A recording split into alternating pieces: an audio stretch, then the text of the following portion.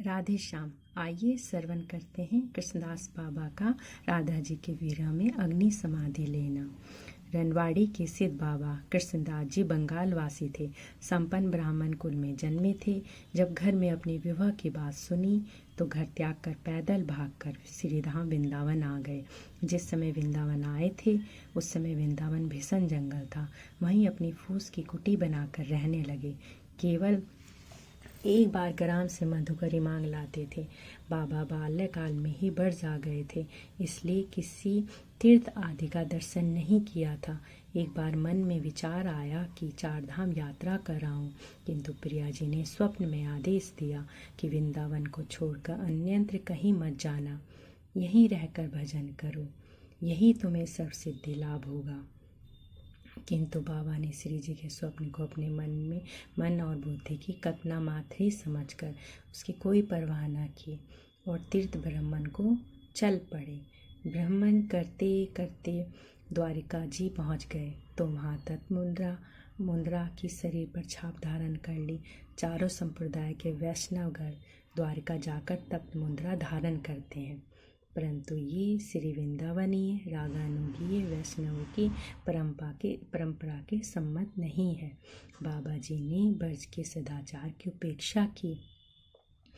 तत्क्षणी उनका मन खिन्न हो उठा और तीर्थ में अरुचि हो उठी और वे तुरंत वृंदावन लौट आए। जिस दिन लौट कर आए उसी रात्रि में श्री प्रिया जी ने पुनः स्वप्न दिया और कहा, तुमने द्वारिका की तप्त मुद्रा ग्रहण की है। अब सत्यभामा के परिकर में हो गए हो। अब तुम ब्रजवास के योग्य नहीं हो, द्वारिका चले जाओ। इस बार बाबा को स्वप्न कल्पित नहीं लगा। इन्होंने बहुत से बाबा से जिज्ञासा की। सबने श्री प्रिया जी के ही आदेश का अनुमोदन किया। गोवर्धन में एक बाबा कृष्णदास जी नाम के रहते थे। वे इन बाबा के घनिष्ठ मित्र थे। एक बार आप उनके पास गोवर्धन गए तो उन्होंने गाढ़ आलिंगन किया और पूछा, इतने दिनों तक कहाँ थे? बाबा ने कहा कि द्वारिका गया था। अपनी तप्त मुद्राएं भी दिखाई। यह देखते ही बाबा अचानक ठिठक गए और लंबी सांस लेते हुए बोले, ओहो, आज से आपके स्पर्श की मेरी योग्यता भी फिनिश्ड हो गई है। कहाँ तो आप महाराजेश्वरी सत्यभामा की सेविका और कहाँ मैं एक ग्वालन श्री राधा रानी की दासी। इतना सुनते ही बाबा एकदम स्तंभित हो गए और प्रणाम करके वापस लौट आए। हताश हो कुटिया में प्रवेश कर इन्होंने अंजल त्याग दिया। अपने किए के अनुताप से और श्री प्रिया जी के विरह से हृदय जलने लगा। कहते हैं इस प्रकार 3 महीने तक रहे। अंदर की विरह नल बाहर शरीर पर प्रकट होने लगी।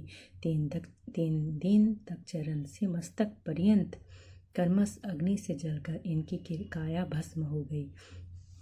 अचानक रात में सिद्ध बाबा जगन्नाथ जी जो वहीं पास में रहते थे, उन्होंने अपने शिष्य श्री बिहारी दास जी से कहा, देखो तो इस बाबा की कुटिया में क्या हो रहा है।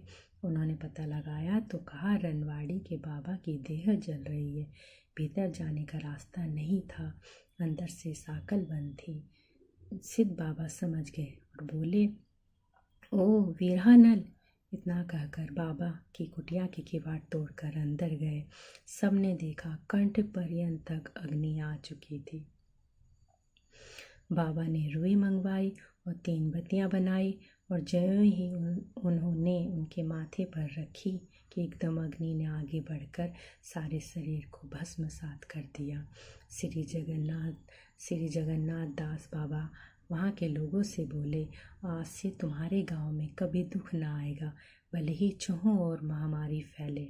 आज भी बाबा की वाणी का प्रत्यक्ष प्रमाण रनवाड़ी में देखा जाता है। तब से प्रतिवर्ष पोष मास के अमावस्या के ही दिन यहाँ के ब्रजवासी बाबा का तिरोभाव महोत्सव बड़े उल्लास के साथ मनाते हैं। धन्य है श्री राधा रानी के दास और उनकी ब्रज निष्ठा, जो शरीर तो छोड़ सकते हैं पर श्री धाम वृंदावन नहीं। राधे श्याम।